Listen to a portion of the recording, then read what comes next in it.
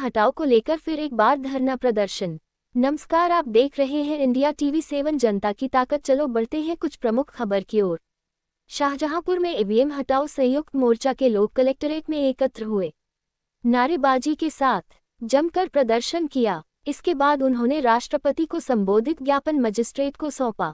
वक्ताओं ने कहा कि चुनाव में इलेक्ट्रॉनिक वोटिंग मशीन का प्रयोग तत्काल प्रभाव से बंद किया जाए, साथ ही बैलेट पेपर के द्वारा चुनाव कराए जाएं।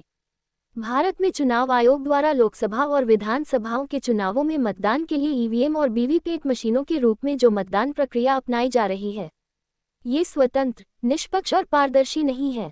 भारत के मतदाता को नहीं पता है कि उसने जो वोट दिया है ये पंजीकृत हुआ भी है या नहीं।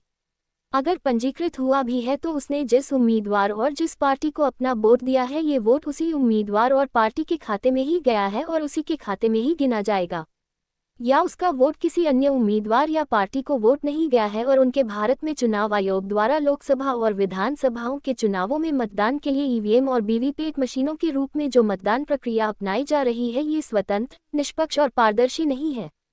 भारत के मतदाता को नहीं पता है कि उसने जो वोट दिया है ये पंजीकृत हुआ भी है या नहीं। अगर पंजीकृत हुआ भी है तो उसने जिस उम्मीदवार और जिस पार्टी को अपना वोट दिया है ये वोट उसी उम्मीदवार और पार्टी के खाते में ही गया है और उसी के खाते में ही गिना जाएगा, या उसका वोट किसी अन्य उम्मीदवार या पार्टी या नोटा पर तो नहीं गया है और उनके खाते में ही तो नहीं गिना जाएगा। प्रत्येक मतदाता को भौतिक रूप से इस तथ्य का सुनिश्चित होना नितांत आवश्यक है, किंतु ऐसा हो नहीं रहा है। शाहजहांपुर से टिंकू कनौजिया की रिपोर्ट।